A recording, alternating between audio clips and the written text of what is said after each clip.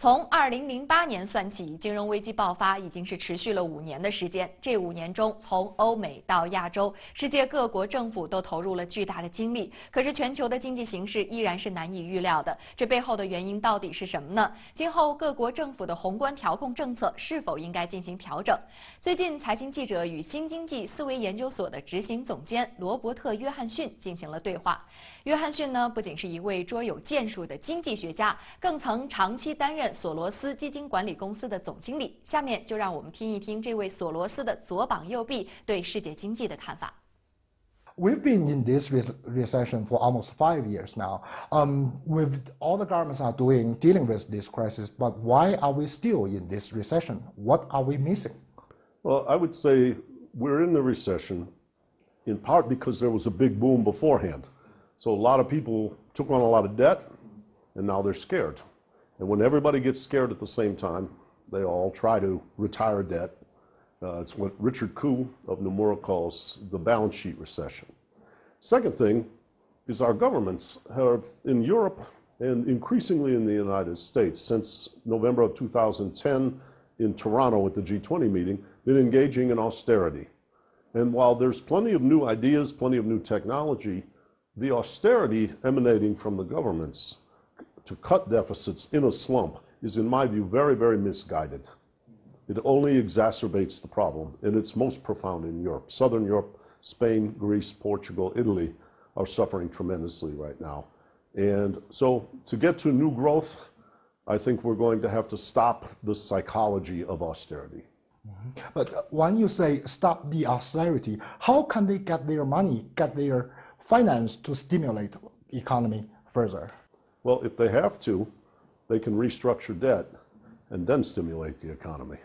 Write down on the creditors. Now, I know, China is a very big creditor on a world scale, and I don't think the United States would ever be at that place.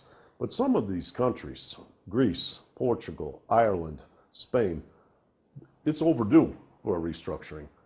And one cannot continue to, as they say, squeeze water from a stone forever. There is no water left, and these societies are dying. Their young, talented people are migrating.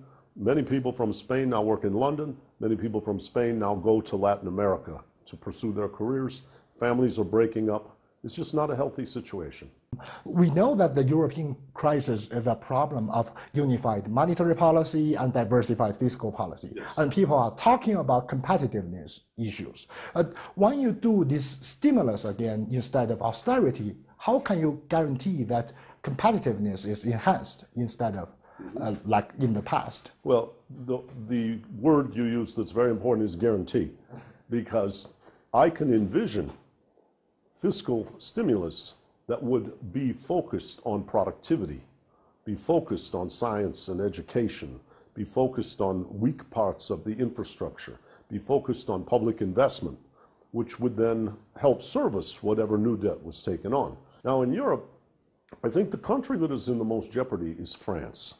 France is in the place where they have always been tied to Germany, and the rest of the Latin countries, Portugal, Spain, Italy, were on the other side. These were the ones in trouble. France and Spain were friendly, but France was on the other side of the bridge. As this prolonged slump continues and the austerity continues, France's debt buildup, France's social unrest is threatening to move France to the other side and be part of Southern Europe and away from Germany. 曾鑫不难看出，约翰逊其实对这个紧缩还是持非常否定的态度的。那么这个采访也是你做的，当时给你的最大感触是什么呢？约翰逊实际上跟索罗斯关系非常近，那么他们俩人的这个观点呢，其实也是比较相近的。他们就认为这个德国现在其实已经成了欧元区的一个不稳定因素。那么他们认为德国每一次都会做最小的这种努力，只要把这个欧元区能够维持住就可以了。那么在他们看来呢，这个欧元区现在已经严重更的分化成了这种所谓的核心国家和周边国家。那么核心国家呢，由欧元区的这个存在，他们享受由自身竞争力比较高带来的好处，而这种周边国家呢，去承担这种欧元区一体化的这个成本。那么索罗斯他就认为呢，那么欧盟的成立本身是建立在自愿和平等和民主的基础上的。那么但是欧元区这一块呢，却分成了2个等级，分成了阶级。他认为这一块实际上是与欧盟的精神是相悖的，其实就反映出来一个政治上民主和经济纪律、经济规律的一个巨大的矛盾。那么欧元区继续怎么走？那么能不能在这个经济一体化深化的过程当中避免这种2极分化，非常值得研究，也是欧元区下一步的一个关键。